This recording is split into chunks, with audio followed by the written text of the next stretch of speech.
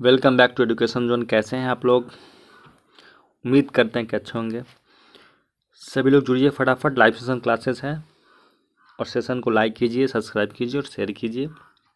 सबसे पहले लाइक कीजिए ताकि पता चले कितने लोग जुड़ चुके हैं। वन शॉट हिंदी का हम पेडागोजी पढ़ा रहे हैं। देखिएगा, सबसे पहले हिंदी का जो पेडागोजी है ये वन शॉट है, यानी कि सभी लोग को पढ़ा चुके। ये एक तरह से आपके लिए क्या होगा, तो रिवीजन क्लास का काम करेगा। तो देखिएगा, रिवीजन क्लास ही है। समझिए कि हम लोग रिवीजन ही कर रहे हैं। सबसे बड़ी चीज़ है कि हम लोग रिवीजन के पर्पज़ से पढ़ रहे हैं, हम लोग रिवीजन ही कर रहे हैं। बस इस व्यू से सभी लोग देखिएगा इसको। चलिए, सभी लोग फटाफट लाइक कीजिए सेशन को जल्दी से, और सभी लोग जुड़िए। जो नहीं जुड़े हैं बहुत पछताइएगा। चलिए आइए, सबसे पहले हम बात करते हैं भाषा के बारे में। भाषा क्या है? देखिए, आपके मन में जो विचार उत्पन्न होते हैं ना, वो भी भाषा है। अभिव्यक्ति, जिसके माध्यम से आप किसी आदमी को कुछ बोल रहे हैं ना, वो भी क्या आपका तो भाषा है। ठीक, आपके अंदर जो आप जिस चीज़ को महसूस करते हैं, भाषा है। आप जो मन में चिंतन करते हैं या फिर चिंतन का एक साधन है, ये सब क्या है? तो सब का सब आपका क्या है? तो भाषा है। याद रखिए कि भाषा विचार की अभिव्यक्ति, महसूस करने व चिंतन करने का एक साधन है। हम उसी को क्या कहते हैं? तो भाषा कहते हैं। ठीक, सभी लोग को समझ में आ गया कि भाषा क्या होता है। चलिए, अब हम आगे बात करते हैं भाषा के बाद। तो भाषा के स्वरूप यानी रूप। तो भाषा के होते हैं 3 रूप। ठीक, तो 3 कौन कौन होते हैं? एक तो आपका होता है मौखिक भाषा, एक होता है आपका लिखित भाषा, और एक होता है आपका सांकेतिक भाषा। यानी किसी व्यक्ति को अगर हम अपने बात को बोल रहे हैं तो या तो सबसे पहले क्या करेंगे? मौखिक रूप से बोलेंगे, मुँह से बोल के, या फिर किसी व्यक्ति को हम लिख के बताएंगे, या फिर उसको हम संकेत के माध्यम से बताएंगे, 2, 4, 3, या फिर कुछ भी सिंबॉलिक लोगों से। देखते हैं, लोगों के माध्यम से हम उसको अगर बताएंगे, जैसे देखते होइएगा कि रोड पे ऑन जहाँ होता है इस तरह का सिंबल होगा तो समझते हैं क्या है? तो पटरी। आगे आप इसका मतलब क्या समझते हैं कि आगे क्या होगा? तो आगे आपका रेलवे ट्रैक होगा। तो हम लोग इसी माध्यम से समझते हैं। तो भाषा के 3 स्वरूप, मौखिक, लिखित और सांकेतिक भाषा। आइए अब हम डिस्कस करते हैं कि याद रखिए कि अगर हम आपको कोई बात बोल रहे हैं, तो अगर हम आपको कोई भी बात बोलेंगे तो आपको कब तक याद रहेगा? तुरंत? अगर हम आपको इतना बात बोलेंगे तो 5 मिनट 10 मिनट तक उसमें से कुछ पॉइंट आपको याद होगा, बाकी आप सारा कुछ भूल जाइएगा। लेकिन अगर वही बात अगर आपको हम कॉपी पे, नोटबुक पे लिखवा दें, और तब अगर आपसे पूछे तो आप यही कीजिएगा ना, पहले उसको एक बार देख लीजिएगा, समझिएगा, फिर आप अगर हम आपसे पूछें तो आप रिप्लाई दीजिएगा उसको। तो इसका क्या मतलब हुआ कि मौखिक भाषा की अपेक्षा लिखित भाषा जो है कुछ ज़्यादा ही अस्थाई होता है।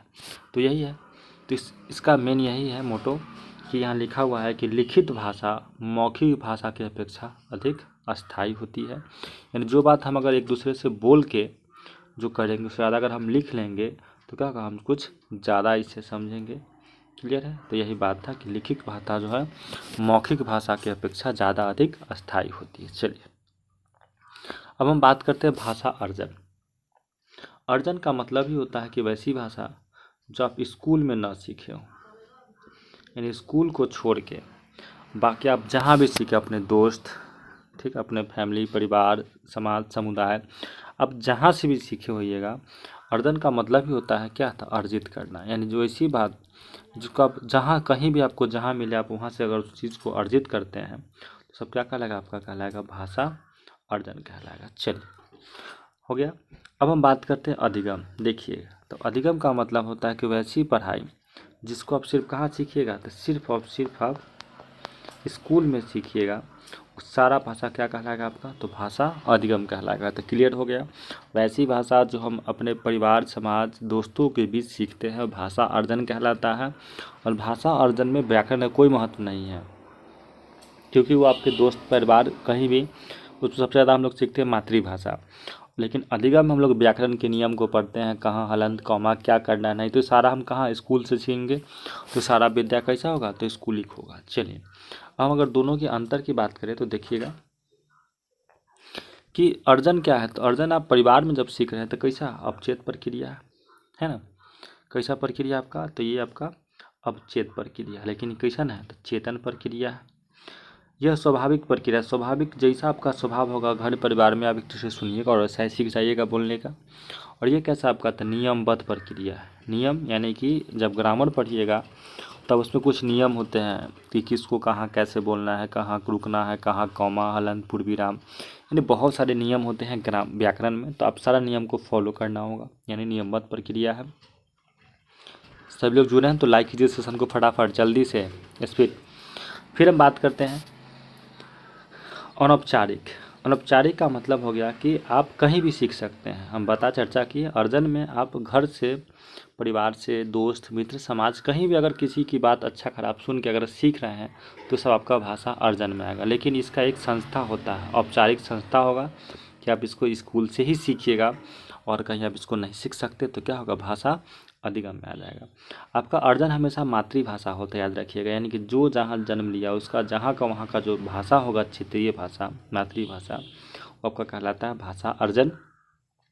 अब हिंदी आपका जैसे हम लोग का हिंदी है तो हिंदी के अलावा अगर आप संस्कृत सीख रहे हैं तो संस्कृत तो घर में सीखिएगा नहीं, या इंग्लिश सीखिएगा नहीं, कहाँ स्कूल से सीखिएगा तो क्या कहलाएगा आपका, तो ये कहलाएगा आपका दूसरी भाषा। चलिए उम्मीद है कि सीख गए होंगे। सब लोग भी लाइक कीजिए, थोड़ा सा कमेंट भी करते रहिए, अगर बीच में समझ में ना तो पूछिए ताकि पता चले आप लोग पढ़ाई कर रहे हैं।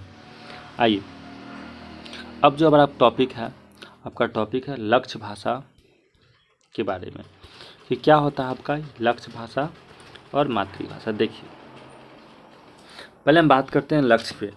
तो सबसे पहले बताइए कि अगर मान लीजिए आप अगर यहाँ से गए USA पढ़ने या फिर कनाडा गए, यूक्रेन कहीं भी गए आप पढ़ने कर जाइएगा तो क्या आपको वहाँ हिंदी सिखाया जाएगा, या फिर आप अगर बंगाल के तो आपको बांग्ला सिखाया जाएगा? नहीं, आप जिस देश के हैं उसी देश में आप जिस देश में जाइएगा पढ़ने ना उस देश का जो भाषा होगा आपको उसी भाषा में पढ़ाया जाएगा। तो सबसे पहले आप क्या कीजिएगा उस वहाँ का जो भी भाषा होगा उस भाषा को आप सीखिएगा। अगर आप यहाँ जाते हैं MBBS करने के लिए तो आप वहाँ हिंदी नहीं पढ़िएगा, उस देश का जो भाषा होगा उस भाषा को पहले पढ़िएगा, उसको सीखिएगा और सीखने के बाद तब उसी कॉलेज में आप तब जाकर वहाँ से आप MBBS का पढ़ाई कीजिएगा। यानी 6 मंथ ना आपको वहाँ का जो लैंग्वेज होगा आपको वही वहाँ सिखाया जाता है।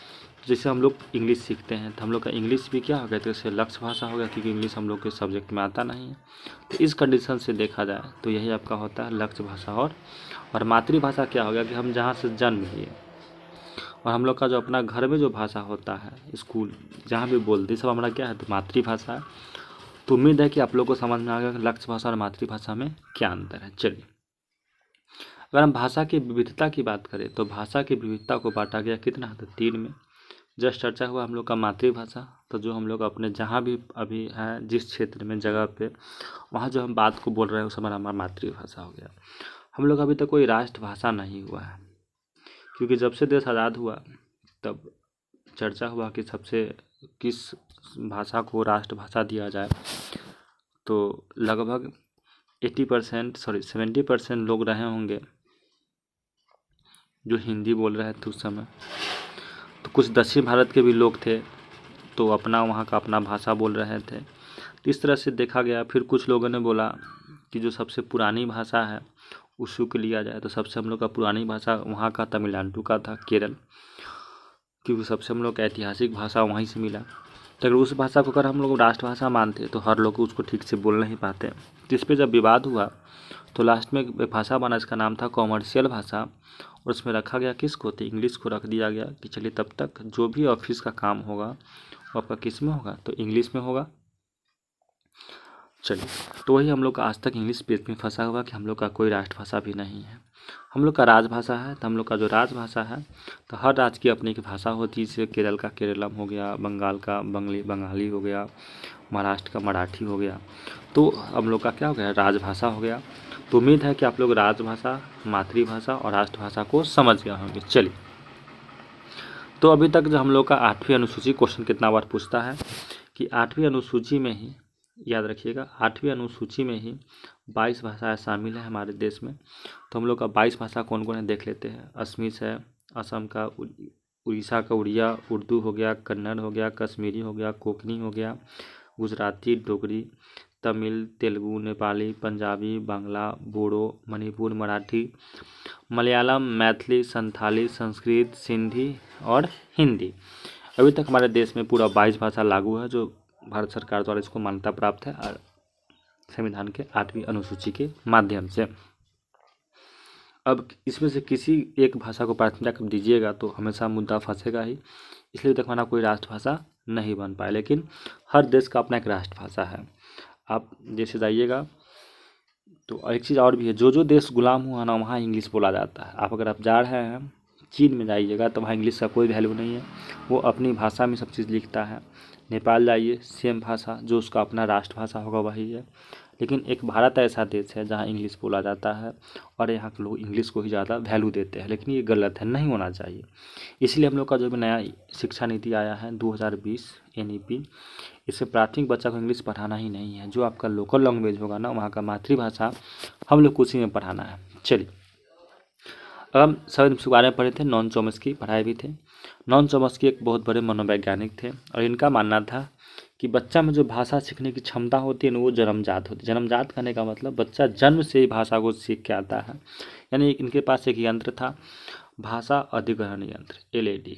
इनके माध्यम से मनुष्य में भाषा अर्जित करने का इच्छा तो जन्मजात क्षमता होता है। किनका मानना था, तो क्वेश्चन पूछता है कि किसने बोला था कि बच्चा में भाषा सीखने की जन्मजात लक्षण होती है, तो याद रखिए कौन बोले थे, तो नॉन चॉम्स्की साहब इस बात को बोले थे। चलिए सबकी बात करते हैं। चलिए, विश्व की जो भाषा, विश्व की सभी भाषाएं एक मूल व्याकरण से संबंधित है, जिससे समझने में हम लोग LAD की सहायता कर सकते हैं। देखिए LAD एक सहायता है जिसके माध्यम से हम लोग कोई अगर भाषा समझ में ना रहा हो, इसके माध्यम से हम लोग किसके माध्यम से,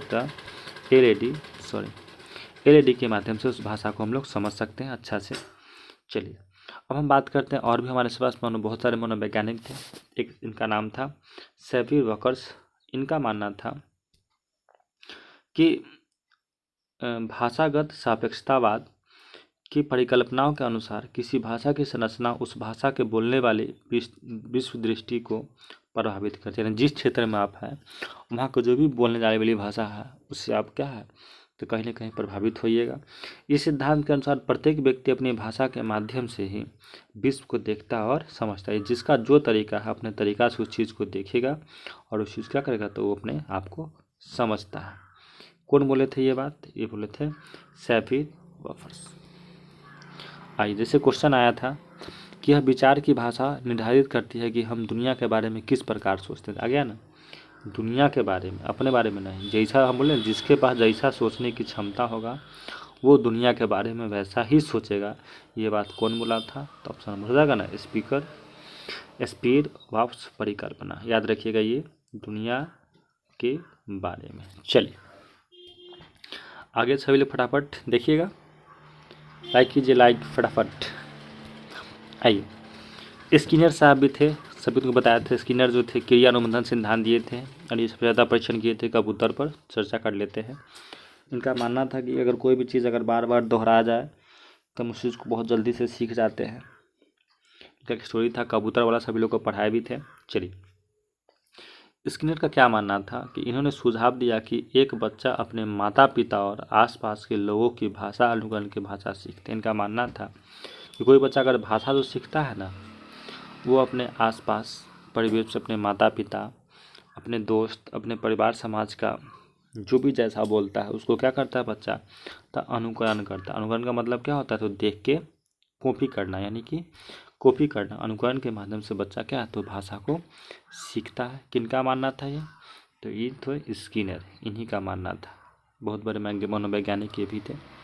चलिए, इनको तो कौन नहीं जानता है, जीन पियाजे और वाइगोत्स्की। हमेशा दोनों व्यक्ति में हमेशा विवादित बयान ही रहते गया।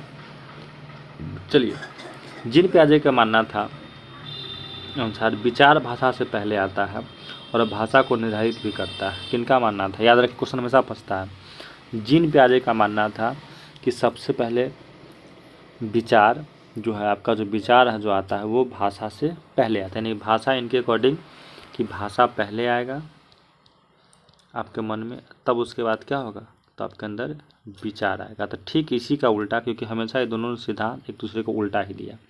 तो इनका मानना था कि नहीं, विचार और भाषा अलग अलग प्रक्रिया जो 3 साल की उम्र से विलय हो जाती है। ठीक, तो याद रखिएगा कि पियाजे का मानना था कि भाषा पहले आते हैं, विचार बाद में आते हैं। इनका मानना था कि दोनों अलग अलग प्रक्रिया है जो 3 साल की उम्र में विलय हो जाते हैं। कौन? तो वाइगोत्स्की साहब बोले थे। दोनों में हमेशा कभी पटा ही नहीं, जितना सिद्धांत ये लिखे ना हमेशा इसका ये विरोध में थे। कौन? तो वाइगोत्स्की। ठीक, चलिए आगे फिर बात करते हैं हम लोग जीन पियाजे। देखिएगा ये सब बहुत इंपॉर्टेंट पॉइंट है। जब अहम केंद्रित, आत्म केंद्रित, ठीक, ये सब बात हो, समायोजन, तो अहम मतलब बच्चा सेल्फिश, बच्चा कोई भी चीज़ क्या है तो खुद से सीखेगा। जब अहम केंद्रित सब की बात होगा तो हम लोग क्या मानिएगा? तो जीन पियाजे लगाइएगा। चलिए वाइगोत्स्की जो सबसे ज़्यादा फोकस किए थे तो इन्हें दिए थे अपने संज्ञानात्मक विकास, जो जीन पियाजे डेवलपमेंट किए थे, इसी के हमेशा विरोध में सामाजिक विकास पर ज़्यादा ये फोकस किए थे वाइगोत्स्की साहब। इनका क्या मानना था कि बालक भाषा अपने परिवेश के अंतःक्रिया से सीखता है, यानी सामाजिक विकास दिए थे। तो इनका मानना था कि अंतःक्रिया कहने का मतलब कि बच्चा जिस परिवेश समाज में रहेगा उससे उससे जुड़े रहेगा और जुड़ने के बाद जो सीखेगा वह सीखता है। इसके अनुसार निजी भाषा बालक के संज्ञानात्मक विकास की सहायता, या फिर उसका जो अपना निजी भाषा होता है जो हम लोग अपने परिवार समाज में बोलते हैं, ये संज्ञानात्मक विकास के सहायता से ही होता है। चलिए, तो यही है इनका, देख लीजिएगा, थोड़ा सा पढ़ लीजिएगा इसको। चलिए, अगर हम बात करते हैं कि अधिग्रहण सीखने की परिकल्पना, मॉनिटरिंग परिकल्पना, इनपुट परिकल्पना, प्रभावी निष्पादन परिकल्पना और प्राकृतिक आदेश की सब जो है यही दिए थे, अपना अपना कंडीशन के अकॉर्डिंग सब दे दिए थे। देख लीजिएगा इसको सभी लोग एक बार में। चलिए, अब हम बात करते हैं भाषा कौशल, बहुत इंपॉर्टेंट है। एक क्वेश्चन तो आपका यहाँ से बनता ही है, तो याद रखिएगा ऐसे कि शुभोपली नाम होता है,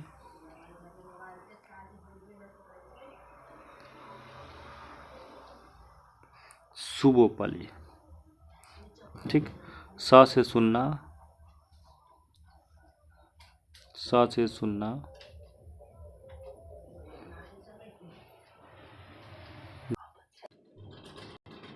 देखते हैं, स से सुनना, ब से बोलना, और प से हो गया आपका पढ़ना, और ल से हो गया आपका तो लिखना। याद रखिएगा शॉर्ट नेम है इसका शुभोपली। ठीक, यानी स से सुनना, ब से बोलना, प से पढ़ना और ल से लिखना। ठीक, अब इसमें मेन चीज़ कभी कभी आता है, एक होता है उपार्जित, एक होता है ग्रहणात्मक। तो देखिए, अगर आप किसी को कुछ बोल रहे हैं तो बोलना, या फिर किसी को लिख के कुछ दो चीज़ दे रहे हैं, तो देखिए ये दो चीज़ जो हुआ ना आपका, देखिएगा, या फिर किसी को आप बोल रहे हैं या फिर किसी को लिख के दे रहे हैं, तो क्या है, उपार्जित कर रहे हैं, तो कैसा होगा? उपार्जित हो गया। और ये दो चीज़ सुनना और पढ़ना, यानी कि सुन के अर्जित कर रहा है या फिर किसी चीज़ को पढ़ के अर्जित कर रहा है, तो क्या हो गया? तो आपका कहलाएगा गणनात्मक कौशल, कहलाएगा आपका गणनात्मक कौशल। देख लीजिएगा, फिर आगे हम पढ़ाते हैं ऐसे। चलिए आगे हम लोग देखते हैं। अब देखिए, पढ़ने का आपका दो तरीका होता है, क्वेश्चन हमेशा बनता है। एक होता है मौन पठन, एक होता है सस्वर पठन। याद रखिएगा, जब 1 to 5 में आएगा तो हम लोग कैसे पढ़ेंगे? तो सस्वर पठन, हमेशा हम लोग बोल के पढ़ते हैं, न कि मन से पढ़ते हैं। लेकिन वही अगर जब हम क्या करेंगे, तो अगर हम हायर एजुकेशन की बात करेंगे तो हम लोग कैसे पढ़ते हैं? तो लोग मौन पठन पढ़ते हैं। ठीक, इसी में आता है एक सरसरी निगाह से पढ़ना, एक होता है ध्यान से पढ़ना।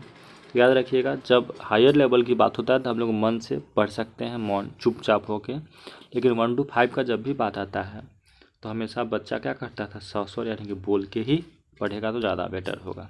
आइए, लेखन के प्रकार, अगर बच्चा से लिखवाना है तो आप 3 प्रकार से बच्चे से लिखा सकते हैं। कहता है, एक होता है आपका सुलेख, लिखवाइए बच्चे से, ज़्यादा बेटर होगा। तो सुलेख हो गया, सुरती लेख हो गया, फिर अनुलेख। इस 3 माध्यम से आप बच्चे से कुछ भी लिखवा के उसका टेस्ट ले सकते हैं, क्या है, नहीं है। आइए अब हम बात करते हैं, देखिएगा इस सब नहीं पढ़ होइएगा, भाषा के विकार, यानी 3 तरीका से बच्चा में भाषा का विकार होता है।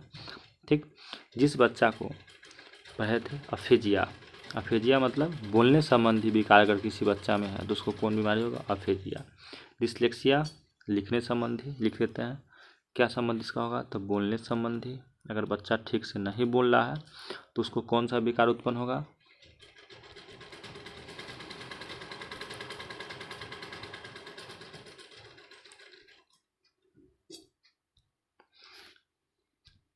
3 चीज़। अगर बच्चा को बोलने में समस्या हो रहा है, अफेजिया, तो क्या होगा,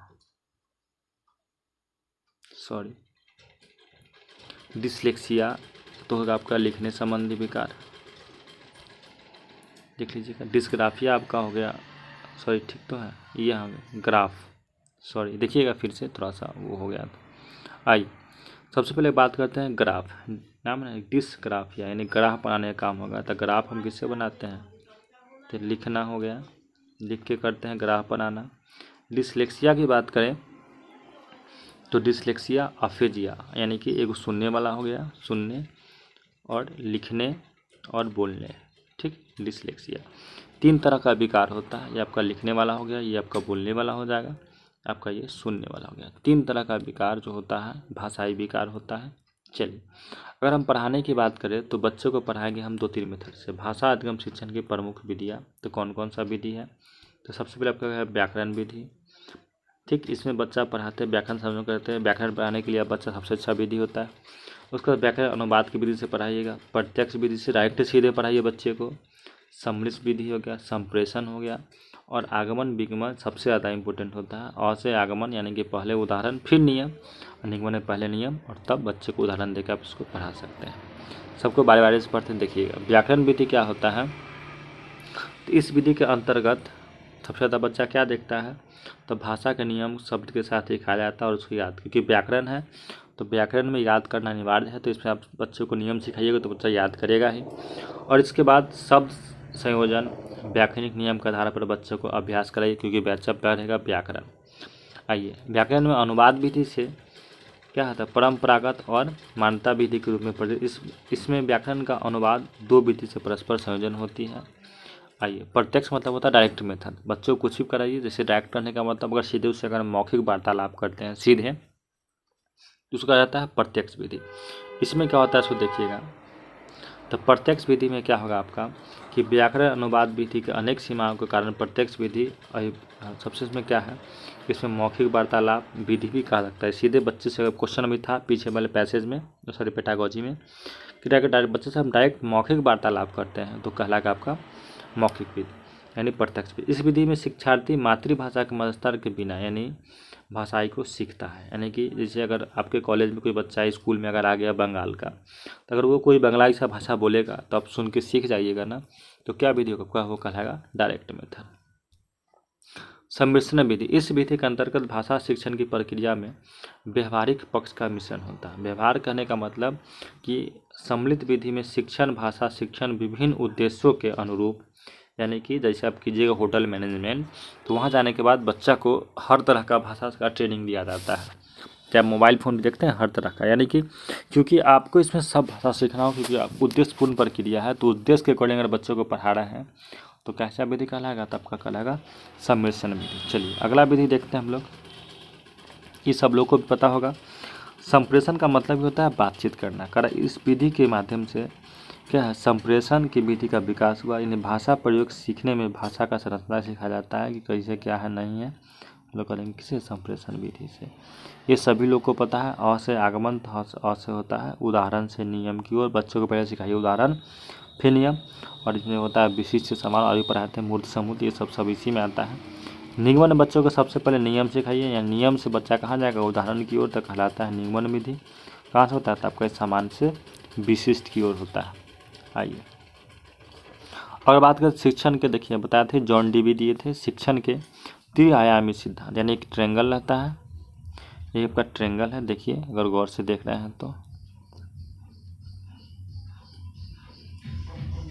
जो देखते हैं शिक्षण की त्रिआयामी सिद्धांत, ये दिए थे जॉन डीवी, ठीक। बाल केंद्रित शिक्षा से भी प्रभावित हुए थे और अपना एक प्रगतिशील शिक्षा का सिद्धांत दिए थे, और उसमें बताए थे कि त्रिआयामी का मतलब कि एक कॉर्नर पे अगर हम बात करें, इनका मानना था कि एक कॉर्नर पे शिक्षक, एक कॉर्नर पे छात्र और एक कॉर्नर क्या होगा उसका विषय वस्तु। क्वेश्चन पूछता है त्रिआयामी सिद्धांत, यानी कि एक कॉर्नर पे अध्यापक, एक कॉर्नर पे यहाँ आपका टीचर है,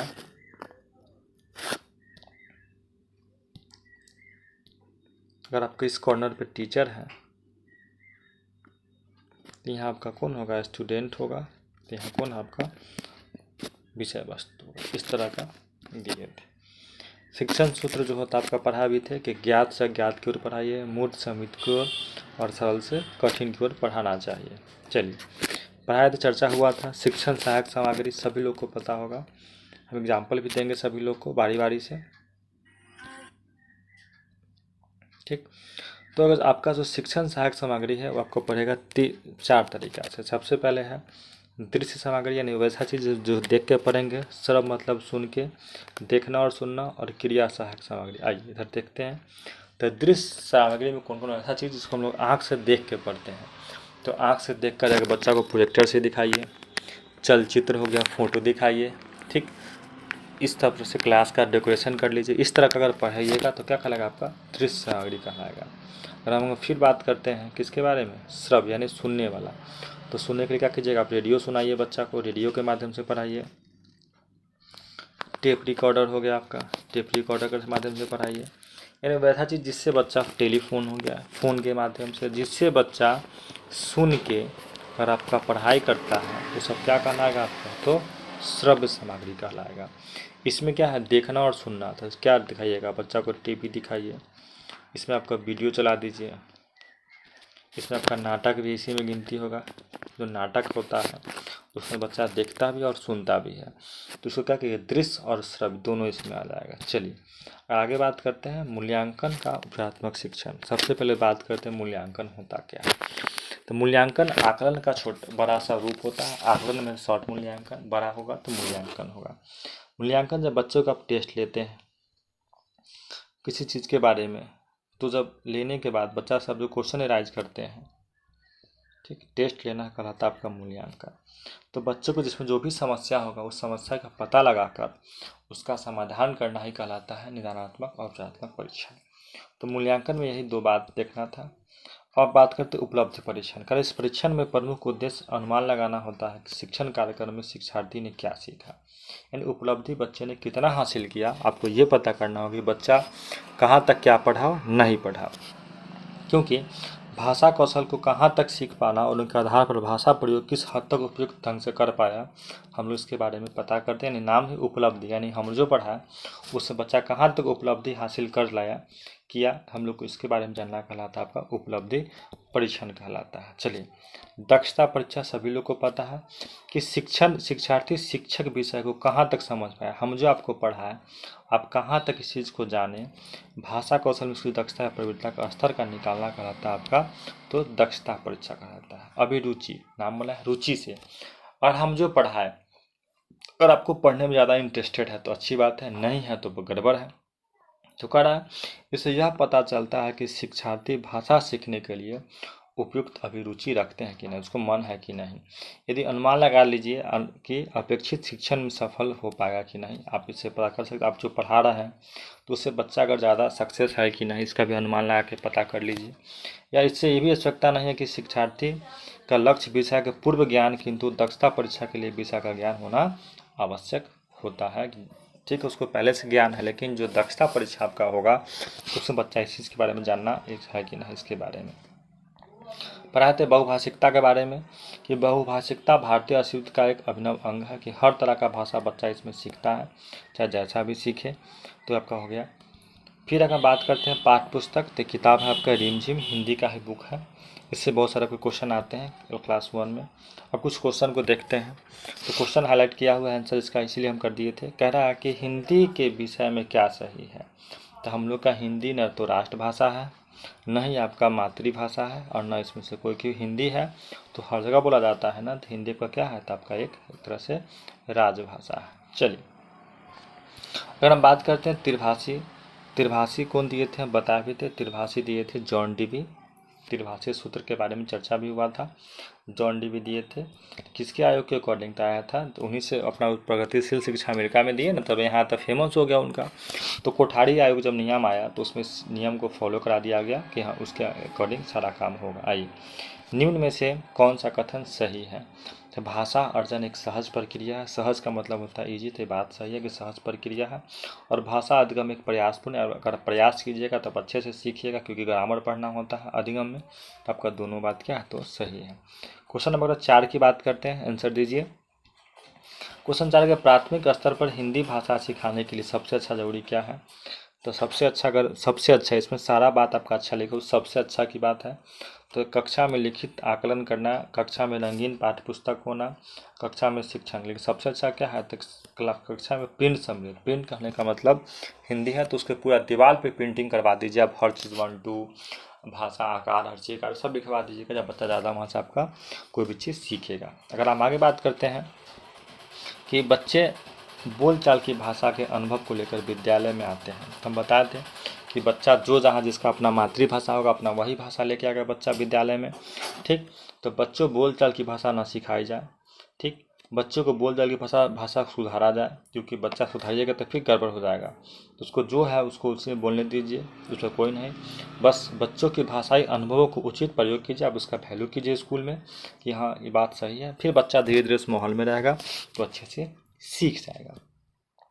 आगे हम बात करते हैं भाषा सीखने सिखाने से आप किसे सबसे अधिक महत्वपूर्ण देंगे? सबसे ज़्यादा बच्चा भाषा कहाँ सीखता है? तो संज्ञानात्मक बोले थे सबसे पहले बच्चा में आता है भाषा, तब विचार तब आता है भाषा, तो चलेगा नहीं। सबसे ज़्यादा आप ही देखते हुए कि अगर बच्चा को अगर आप रूम में बंद करके रख दीजिए, ठीक, तो क्या बच्चा भाषा सीख पाएगा? कभी नहीं, क्योंकि वो नहीं। लेकिन देखते अगर मोबाइल दिखेगा तो मोबाइल में बोला तो वही बच्चा बात बोलते रहता है। इससे को नहीं देखिएगा तो सबसे अच्छा क्या है, बच्चा समाज में अगर रहेगा जितना अच्छा से, समाज में रह के समाज के बातों को सुनेगा, सबसे ज़्यादा अंतर क्रिया करेगा समाज के ग्रुप में, तो बच्चा सबसे ज़्यादा भाषा वहाँ से सीखता है। आइए, वाइगोत्स्की ने भाषा विकास के प्रस्तुत, वाइगोत्स्की है तो कुछ नहीं सोचना है। जब वाइगोत्स्की का बात होता है तो इतने बात याद रखिए कि वाइगोत्स्की है तो समाज की बात किए थे, उनका मानना ही था कि बच्चा सब चीज़ कहाँ सीखता है? तो समाज और संस्कृति के अकॉर्डिंग ही सीखता है। और क्वेश्चन की बात करें तो करा भाषा अर्जित करने के संदर्भ में कौन सा कथन उचित नहीं है? आपको गलत खोजना है। तो करा यह एक सह प्रक्रिया है, सही बात है। भाषा अर्जित तो आप समाज में सीखिएगा, यह एक स्वाभाविक प्रक्रिया है, ये बात भी सही है। बच्चे भाषा के नियम को आत्मसात करते हैं, थोड़ा बहुत तो सीखते ही हैं, लेकिन कह रहा बच्चों नियम इसमें बच्चों को नियम सिखाया जाता है, तो बात गलत है। हम पढ़ाएं कि भाषा अर्जन में बच्चा नियम सीखेगा ही नहीं, बच्चा इसमें सबसे अपने जो घरेलू बात है उसमें भाषा अर्जन में बच्चे को नियम सिखाया जाता है, ताकि बच्चों वहाँ से तो ग्रामर पढ़ सके। एक क्वेश्चन और है आपका, देखिएगा। कह रहा कि भाषा सीखने और भाषा अर्जित में क्या अंतर है? देखिए, तो इसमें मेन है कि भाषा सीखने और भाषा अर्जित, तो अर्जित तो सही है, तो भाषा के पाठ्य पुस्तक से होता है, भाषा लिखित आकलन करता है, या फिर भाषा क्या है तो आपका उपलब्ध परीक्षण करता है, यानी कि ऑप्शन नंबर हो जाएगा आपका सी हो जाएगा। चलिए आगे फिर बात करते हैं क्वेश्चन नंबर 10 का। तो कह रहा भाषा सीखने के कौशल का सही क्रम हम पढ़ाए थे, सुबोपली याद ही होगा, सुनना, बोलना, पढ़ना और लिखना। चलिए फिर आगे देखते हैं क्वेश्चन नंबर 11 की बात करते हैं। तो भाषा श्रवण कौशल को सिखाने के क्षेत्र में कौन सा क्रम सही है? सबसे अच्छा तो सिखाने का क्रम पर क्या है? तो ध्वनि को कानों को तक पढ़ना, अध्ययन प्रयोग करना। चलिए तो क्लास हो गया ख़त्म। सभी लोग इसको लाइक के सेशन को लाइक कीजिए, सब्सक्राइब कीजिए और शेयर कीजिए, और अच्छे से वीडियो को रिविजन कीजिए, क्योंकि 1 शॉट वीडियो है तो इसमें आपका पूरा हिंदी कंप्लीट हो गया, क्योंकि इससे ज़्यादा कुछ भी नहीं है, आपका रिविजन हो जाना था। बाकी आप नोट्स पढ़िएगा, ज़्यादा वहाँ समझ में आएगा आप लोगों का। चलिए, और फिर हम क्वेश्चन फिर कल पढ़ाते हैं आपको। लाइव क्लास 1 शॉट वीडियो था, हम लोग आपको दिखा दिया। आप सभी लोग के पास हिंदी का नोट्स होगा, वहाँ सभी लोग पढ़ लीजिएगा, ज़्यादा आप लोग के लिए बेटर होगा। चलिए ओके, थैंक यू सभी लोग को, पुनः धन्यवाद।